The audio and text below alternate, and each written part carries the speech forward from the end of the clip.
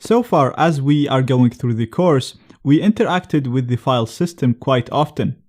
We also learned how to download and upload files, how to share files securely with friends and contacts, how to remove metadata that can be used to de-anonymize us or get information about us. So before moving to the next section, I think there is still one missing piece, which is how to properly delete files and wipe storage media.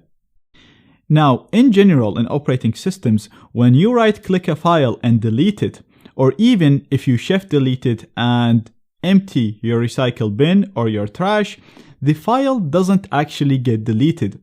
What happens is the operating system marks the file or marks the space that the file was occupying on the storage device as available.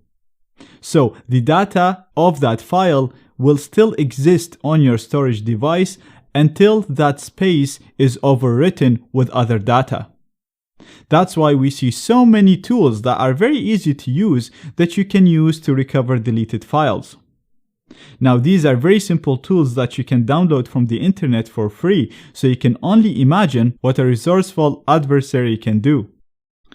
So, because deleting a file doesn't actually delete the content of it or its data unless it's overwritten with other data, there are tools that will randomly fill up that space of that file with random data so that it's more difficult to recover that file. Now, Tails comes with such tools pre-installed as you'd expect.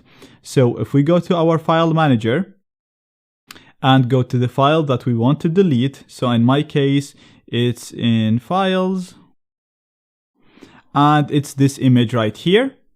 Now I can right click the image and just click on move to trash, which will literally just move it to trash similar to any other operating system. And then I'd have to go to the trash, right click and empty. And like I said, this will still not delete the content of this image or the data of this image from my storage.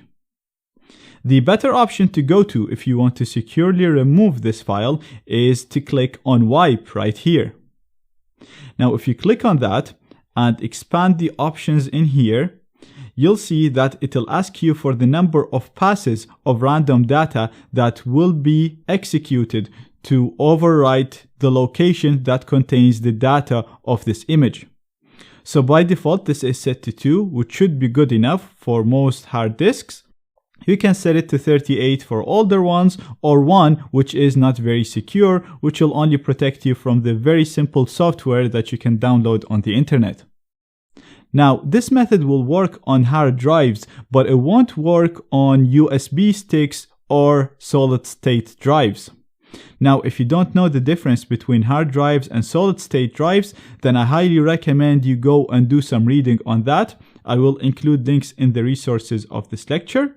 But basically, the way that solid-state drives work, they don't have sectors. They use cells in order to store your data.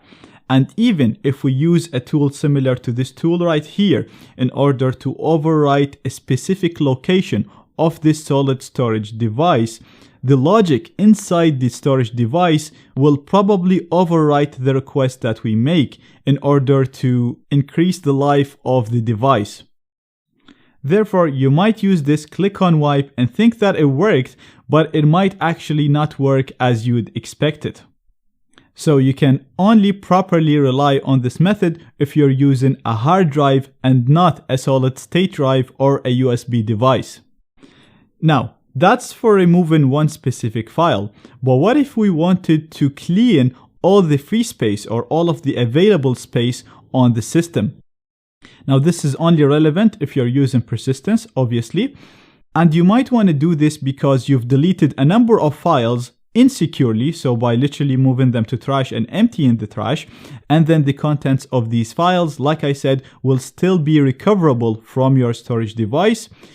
Therefore, what you want to do is you want to right click any empty space in your file manager, click on wipe available disk space, and you'll get a very similar window to the one that we just got with the same options. And once you set the options, you click on wipe, and that'll clean and that will securely clean the available disk space. So it won't delete the files that you have, it will only clean the available disk space, filling it with random data to make sure that it can't be used to recover the files that you deleted. So it will only clean the files that you deleted. It won't affect anything that you already have on your storage device that you did not delete yourself.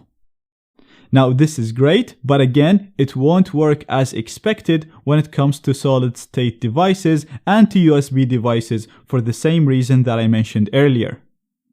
Therefore, if you're using a solid state device or a USB device and you want to securely delete all of the data that you have on it, then you have two options. First option is physically destroy that device, so you can burn it, put it in a microwave, do whatever you want really. Or the other option is to securely format the device and wipe it. And I'm going to show you how to do that in the next lecture.